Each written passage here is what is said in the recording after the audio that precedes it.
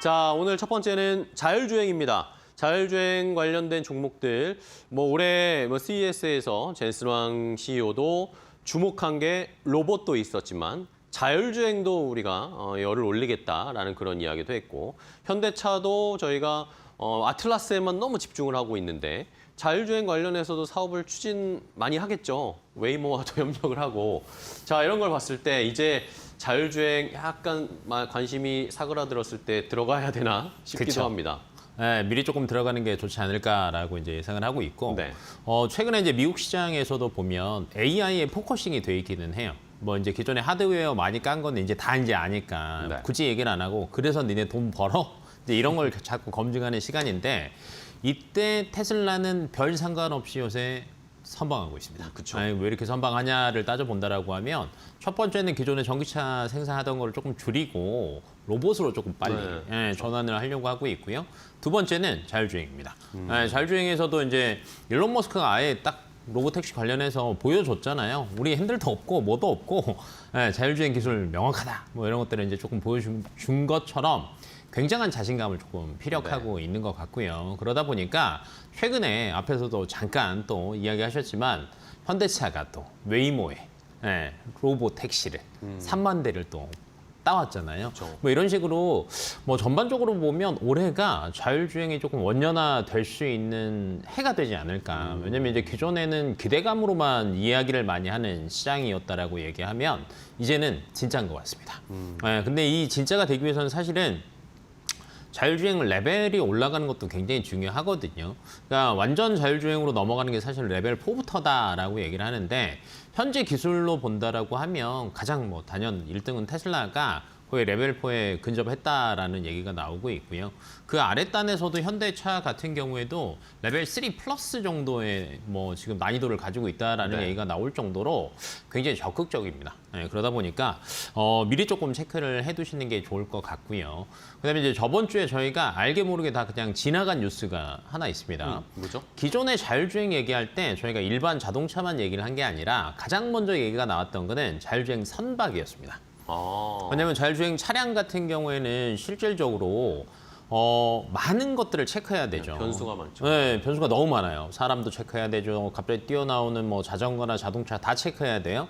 근데 배, 저희가 흔히 망망대해라고 얘기하는데 여기 체크할 게 별로 없습니다. 네, 그래서 굉장히 빨라지고 있다라는 얘기들도 나왔었고, 그다음에 예전에 코로나 때는 농기구가 또 왜냐면 여기 또 이제 농장에 그냥 사람 출입 안 해버리면 되니까 사고 날 위험이 없거든요. 근데 이제 지금은요, 최근에 저번 주에 딱 나온 뉴스인데 우리나라 팀 코리아가 미국 롱비치항에서 조지아 공장까지 3,300km를 자율주행 트럭으로 운반했습니다. 그러니까 이제는 어찌됐건 우리나라 많은 기업들이 지금 미국 시장에 공장을 짓고 있고요. 여기에 부품들이랑 제품들이 들어가야 되잖아요. 근데 이거 자율주행으로 한다는 뜻이에요.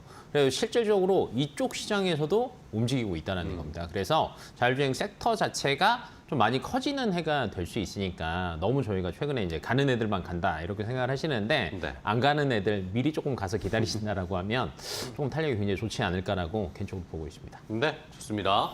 자, 그러면 자율주행 관련된 종목들을 한번 선별을 해볼게요. 어떤 종목 좀 보고 계세요?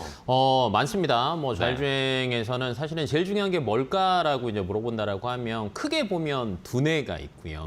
눈이 있습니다. 이 친구들이 사실 가장 중요하긴 합니다. 왜냐하면 보고 판단을 해야 되니까 앞에서 저희가 잠깐 그 자율주행 트럭 얘기했잖아요. 이것도 비전 AI, 눈으로 보고 판단을 하는 거거든요. 그러면 눈으로 보고 이걸 넘어갈 때 NPU가 굉장히 중요합니다. 근데 이제 이 IP를 보유하고 있는 게 사실은 칩셋 미디어인 거죠. 칩셋 미디어. 네, 근데 이제 테슬라 같은 경우가 지금 어찌됐건 생태계 확장을 하고 있는데 여기에 엔비디아까지 이제 참전을 했고요. 근데 우리 플랫폼 써라. 테슬라에 니네가 자율주행 따라가려면 이걸로 따라가는 것밖에 없다. 이렇게 계속 얘기를 하고 있고 아마 세일즈도 굉장히 오래 적극적으로 할 것 같아요. 그러면 아마 엔비디아 생태계가 확장을 하면 칩셋 미디어 같은 NPU, IP를 가지고 있는 기업들 같은 경우에는 매출이 조금 많이 늘어날 수 있는 구간이다라고 생각해 보시면 좋을 것 같고, 그다음에 이제 근본적인 시야. 그러면 LG 이노텍 같은 경우에는 사실은 자율주행 카메라 부분에서만 본다라고 하면 글로벌 점유율 1위입니다. 네. 현재 테슬라에 공급하고 있죠. 그 외쪽으로도 이제 빅테크에 공급을 하고 있는데 아마도 다른 완성차 업체들도 카메라 성능이 굉장히 중요하다는 건 알고 있을 거예요. 현대차 같은 경우에도 이제 보완하는 형식으로 카메라에다가 레이더를 추가하긴 하지만 눈이 제일 중요하니까 아마 매출에 대한 상승폭이 좀 크지 않을까라고 예상하고 있고, 그다음에 추가적으로 눈에서 조금 더 본다라고 하면 MC넥스. 네, 현대차 1차 벤더입니다. 그러니까 자율주행 레벨이 올라가면 카메라 개수가 늘어나고 카메라 개수가 늘어나면 매출 늘어난다. 뭐 이렇게 생각해 보신다라고 하면 이런 눈과 관련된 기업들이 수혜를 볼 수 있지 않을까 싶습니다. 네.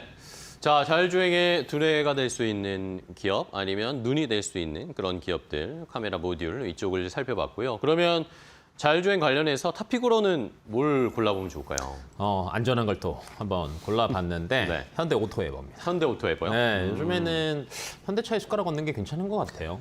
요즘 보니까 기존에 이제 전기차 시장에서 야 우리 간다라고 할 때 그때는 이제 누가 찬물을 끼얹었냐면 바이든이 찬물을 쫙 끼얹었죠. 네. 그다음에 트럼프 한번 끼얹고 그 다음에 좀 선보한 건 하이브리드 시장이었는데 요즘에는요 로봇과 그다음에 이 로봇 택시 자율주행 차량 위탁 생산에 대한 탄력이 조금 붙다 보니까 맞아요. 굉장히 빨리 드러날 것 같습니다. 그러면 현대차가 어찌됐건 소프트웨어 중심인 SDV로 넘어간다라고 하면 여기서 가장 큰 수혜는 누구냐? 네. 로봇에서 현대 모비스가 있었던 것처럼 현대 오토웨버가 오토웨버. 있습니다. 네, 그래서 뭐 내비게이션부터 차량용 OS에 대한 것들은 거의 사실은 독점하고 있잖아요. 그래서 올해부터 조금 매출 상승 구간에 접어들 수 있지 않을까라고 판단되고 있고 시장에서도 그걸 어느 정도는 체킹을 하고 있는 것 같아요. 네. 그래서 최근에 고점 53만 원까지 찍고 살짝 조정은 당했지만 조정의 폭이 그렇게 크지 않습니다. 네, 일반적으로 지금 14에서 13% 정도를 왔다 갔다 하고 있는 모습들을 본다라고 하면 이 이하로 빠지는 건 쉽지 않다. 그러면 여기에서 실적만 조금 더 나오고 수주 이슈 나오고 한다라고 하면 조금 상승할 수 있는 구간이다 보니까 탑픽은 저는 현대 오토웨버가 낫지 않을까 싶습니다. 네. 자, 그러면은 어쨌든 단기간에 많이 올라왔잖아요. 네. 이게 가격을 어떻게 잡을까요, 그러면? 정고점은 뚫을 것 같아요. 뭐 기대감으로 올라오기는 했지만 여전히 재료는 살아있다라고 판단을 해서 정고점 위로 이제 그래도 업사이드 한 15% 정도는 나쁘지 않을 것으로 판단되고 있어서 한 목표가는 60만 원 정도 보셔도 좋을 것 같습니다. 네, 알겠습니다.